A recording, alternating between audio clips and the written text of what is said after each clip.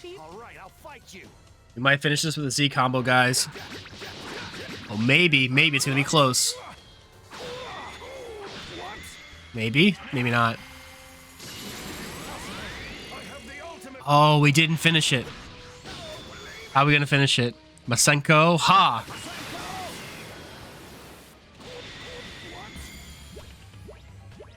We were way too strong. I did every side quest in the game and boosted the hell out of my stats with tons of food. Yeah, we were way too strong. And I put that on hard.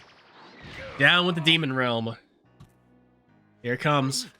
How could I? Dragon Ball Master. No, Mira. You are simply not yet complete. That's all. That being said, I love this game. I think this is a fucking amazing game. And I took more time than I needed to get the platinum. So I played this game a lot yesterday, and when I finished, I called my family, because I call them once a week. And after that, I kind of like went back in, and I did like, I think I did like 20 side quests. Like I did all the side quests. Like I wanted to get like the most I could out of this game before I finally got the platinum for it. Because once I get the platinum for a game, it's like, oh, that's it. Time to move on to the next one, you know? And I kind of wanted to make it last. And I'm glad I did.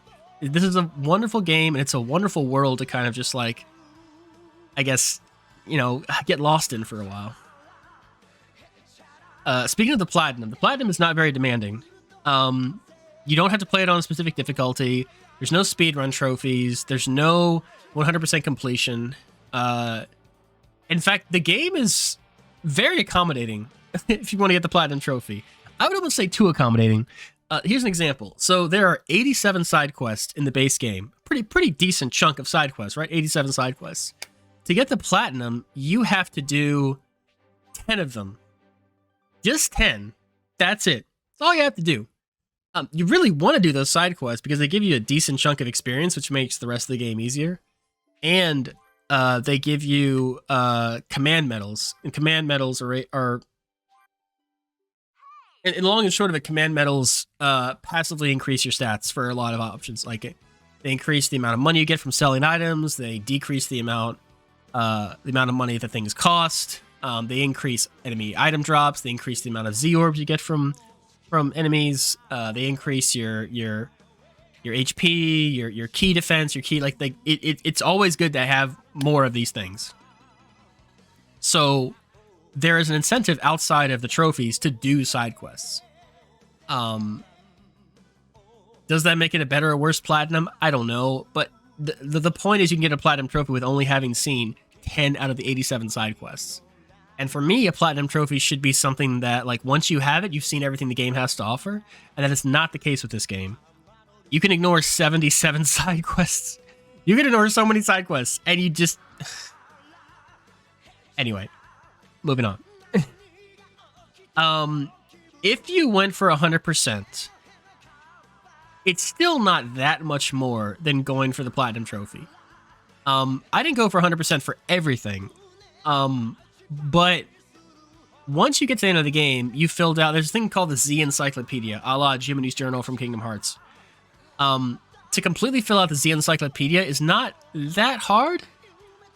Once you get to the end, if you've been doing all the side quests and talking to everybody, the only things you're probably missing is like specific types of fish to catch.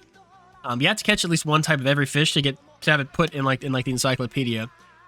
So the game is really accommodating with that, because if you go to a zone where there's something, you can interact with to fill out the encyclopedia, it'll tell you. You'll be like, hey, catch this fish and fill out the encyclopedia. So the game is like built around, you know, helping you complete this encyclopedia. And there's no trophies tied to this encyclopedia, by the way. Okay, well, there's 3, but you're going to unlock these 3 trophies just playing through the game normally. It's like not possible to get through the game without getting the amount of entries you need to get all the trophies for it. Maybe long before there was a plan to make it 100% completion of the encyclopedia to be a gold trophy, but they were like, nah, that's too much. But even if you go after 100% completion, it'll probably add about maybe 10 to 15 hours to your playtime.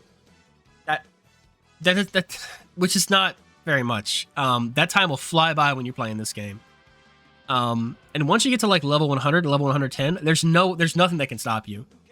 And once you unlock the Super Big Bang attack for Vegeta and the Ultimate Spirit Bomb for Goku, you can literally just spam those attacks and kill anything. The Ultimate Spirit Bomb is massive, and if it hits enemies at all, it stuns them and does a fuck ton of damage to them. So you can go into fights, spam that, and just come away with a lot of XP in a short amount of time. I probably could have done that with Final Boss, but that would have been really boring. If you noticed, I was having Goku and Vegeta do that whenever their like super attacks, whatever, came up. So I did kind of make it easier for myself. Those two attacks, by the way, did about 17 million damage to Mura in like the first 30 seconds. Maybe the first like 10 seconds. Yeah, so it's ridiculous. And it was on hard. That's the hardest boss in the game, by the way. That thing that just took me like a minute to kill. So this game is extremely fun. And it also doesn't waste your time either. There's nothing super grindy about it. Some of the things, some of the activities you do are not the most developed. Like there is inexplicably a car mechanic. You can drive cars and like race around the map, which I never did because I can fucking fly. But yeah, you know, it's there if you want it. Playing this game reminded me of how much I love Dragon Ball and how much it meant to me growing up. Dragon Ball, I think is not like, it's not the best series out there. I think a lot of series do what Dragon Ball does better, but it's hard to deny how ubiquitous the Dragon Ball property is. Like, it's fucking everywhere. Everyone on Earth knows about this thing. I don't think it has the same brand recognition as like Mario or Mickey, but it's still pretty high. Let's talk about what's happened recently. Akira Toriyama, the creator of this series, died about a week ago.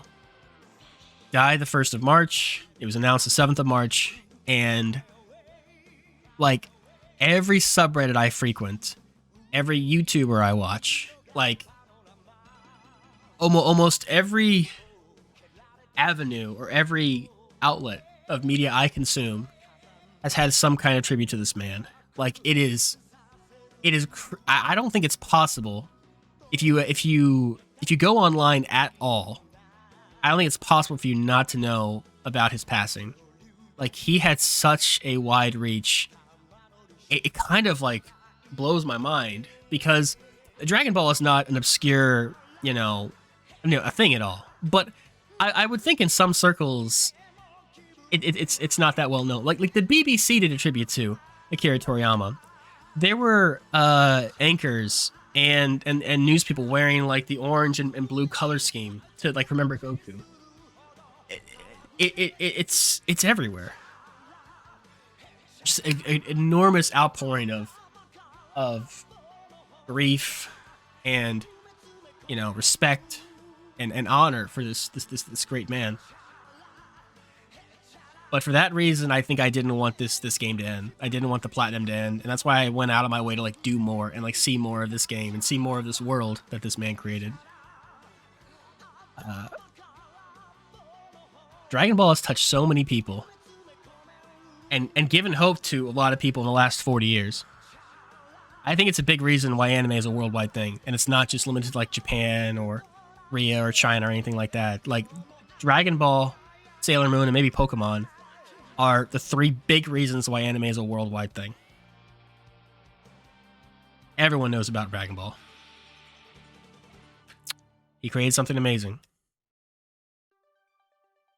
Something that's going to be around for a long time.